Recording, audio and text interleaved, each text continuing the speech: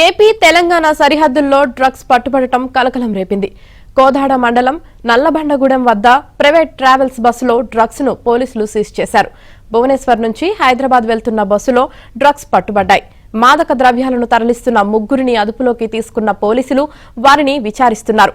Lab పరీక్షల అనంతరం drugs వివరాలు వెల్లడిస్తామని ఎక్సైజ్ అధికారులు చెబుతున్నారు.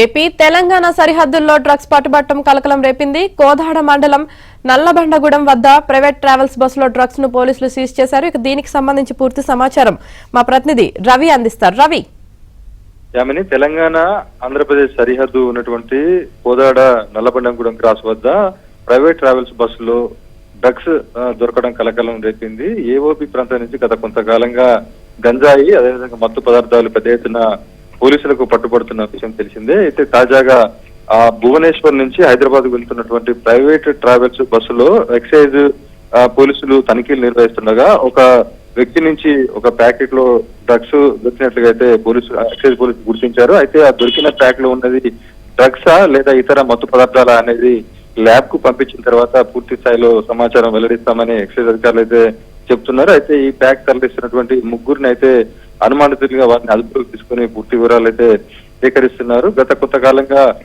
తెలంగాణ ప్రభుత్వం గంజాయి మాదక ద్రవ్యాలపై ఉక్కుపాదం మోపింది. ప్రధానంగా హైదరాబాద్ విజయవాడ 65వ జాతీయ రహదారిపై నిరంతరం కూడా పోలీసులు తనిఖీ చేస్తుండటంతో పెద్ద ఎత్తున గంజాయి మత్తు పదార్థాలు పట్టుబడుతున్నాయి. తాజాగా ఆ ప్రైవేట్ ట్రావెల్స్ బస్సులో జరిగినటువంటి ఈ డ్రగ్స్ అనుమానాలు అయితే ల్యాబ్ కు పంపించిన తర్వాత డ్రగ్సా లేక ఇతర మత్తు పదార్థాలు అనేది తేలాల్సి ఉంది. Yamini, right, thank you Ravi.